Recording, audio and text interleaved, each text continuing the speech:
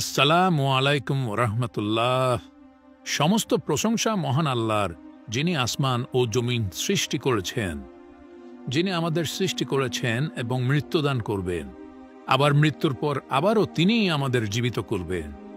প্রিয় ভাই ও বোনেরা, আজ আমরা শুনব সেই মহাদিবসের বর্ণনা, যে দিবসে আমাদের সবাইকে সমবেত করা হবে হাসরের ময়দানে, যেদিন কোনো ক্ষমতাধর, কোনো ধনী, কোনো শাসক, বিচারক কেউ রক্ষা পাবে না। কিয়ামতের পরেই শুরু হবে এই মহাসমাবেশ।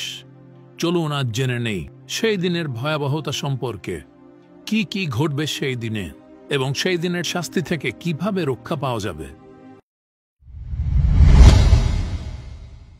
ইসরাফিল আলাইহি ওয়াসাল্লাম সিংহায় প্রথম ফু দেওয়ার পর পুরো পৃথিবী ধ্বংস হবে।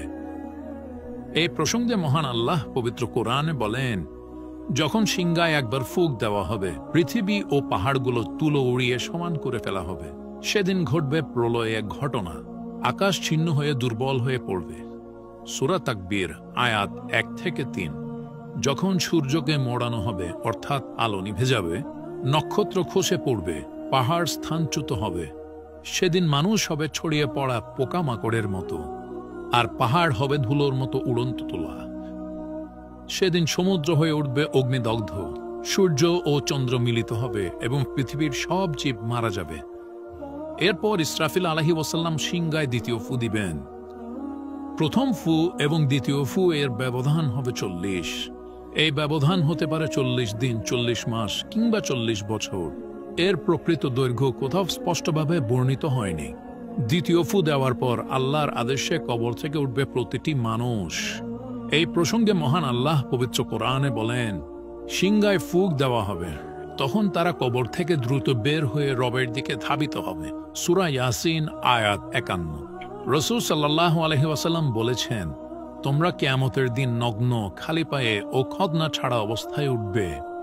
এরপর আম্মাজান হযরত আয়েশা রাদিয়াল্লাহু তাআলা আনহু রাসূল সাল্লাল্লাহু আলাইহি ওয়াসাল্লামকে প্রশ্ন করে বললেন, হে আল্লাহর রাসূল, নারী পুরুষ কি একে অপরকে দেখবে না?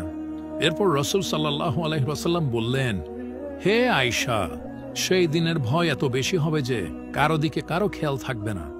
রাসূল সাল্লাল্লাহু আলাইহি ওয়াসাল্লাম আরো বলেছেন, সূর্য মানুষের থেকে 1 মাইল দূরে আনা হবে। মানুষ ঘামে নিমজ্জিত হবে। কারো ঘাম গোড়ালি পর্যন্ত, কারো হাঁটু পর্যন্ত এবং কারো মুখ পর্যন্ত যাবে। দুনিয়ার আমল অনুযায়ী যার যার ঘাম তাকে ঢেকে ফেলবে। এগুলি কোনো সাধারণ ঘাম নয়, যা হবে অত্যন্ত গরম, ভয়ানক এবং যন্ত্রণাদায়ক। প্রত্যেকের গলায় বেড়ি পড়ানো হবে, হাত পা বাঁধা হবে। মানুষের চোখ থাকবে বিস্ময়ে বড় বড়, মুখ থাকবে ভয়ে শুকনো। হাসরের ময়দান হবে সমতল, কোথাও উঁচু নিচু থাকবে না। কেউ কারো মুখের দিকে তাকাবে না, সবাই থাকবে আতঙ্কে। সর্বপ্রথম আল্লাহ তাআলা আমাদের কাছ থেকে সালাতের হিসাব নিবেন। এরপর সব হিসাব শেষে মিজান বা দাড়ি পাল্লায় সবার আমলনামা মাপা হবে। নবী করিম সাল্লাল্লাহু আলাইহি ওয়াসাল্লাম বলেছেন, কিয়ামতের দিন একটি লোককে আনা হবে এবং তার আমলগুলো তোলায় রাখা হবে। সবই হালকা হবে। তারপর তার লা ইলাহা ইল্লাল্লাহ বলার আমল আনা হবে, আর তা পুরো মিজানকে ভারী করে ফেলবে। সহিহ বুখারী হাদিস নম্বর 6406। ডান ও বাম কাঁধের ফেরেশতারা প্রত্যেককে যার যার আমলনামা দিবেন। যাদের ডান কাঁধে আমলনামা দেওয়া হবে তাদের জন্য রয়েছে জান্নাত, আর যাদের বাম হাতে দেওয়া হবে তারা যাবে চিরস্থায়ী জাহান্নামে।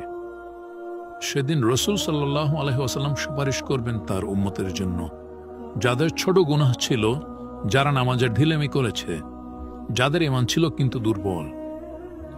রাসূল সাল্লাল্লাহু আলাইহি ওয়াসাল্লাম বলেন, আমার শাফাত তাদের জন্য যারা অন্তরে একরত্তি ঈমান নিয়ে মারা গেছে। সব হিসাব নিকাশ ও বিচারের পরপরই পুলসিরাতের সময় আসবে। মিজানে যার আমল ভালো হবে বা যে রহমতের অধিকারী হবেন, তাদেরকে পুলসিরাতের দিকে ধাবিত করা হবে। জান্নাতে যাওয়ার একমাত্র পথ হচ্ছে পুলসিরাত। যাদের আমল ভারী, তারা আল্লাহর রহমতে পুলসিরাত পার হবেন খুব দ্রুত, আর যাদের আমল মাঝারি, তারা ধীরে ধীরে অথবা আঘাত পেয়ে পার হবেন। রাসূলুল্লাহ সাল্লাল্লাহু আলাইহি ওয়াসাল্লাম বলেছেন, পুলসিরাত হবে চুলের চেয়েও সূক্ষ্ম এবং তরবারির চেয়েও ধারালো। যারা নামাজ আদায় করেনি এবং দুনিয়াতে পাপাচারে লিপ্ত ছিল, তাদের চেহারা থাকবে কালো, মুখ থাকবে নিচু। তারা থাকবে লজ্জা, ভয় ও হতাশায় পরিপূর্ণ। তারা বলবে, হে আল্লাহ, আমাকে আরেকবার সুযোগ দাও। এরপর আফসোস করে বলবে, হায়, আমরা যদি রাসূলের কথা মেনে নিতাম।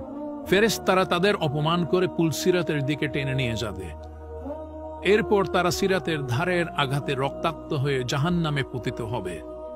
আল্লাহর গজব সরাসরি তাদের উপর বর্তাবে। ভয়ঙ্কর জাহান্নামী হবে তাদের চিরস্থায়ী বাসস্থান।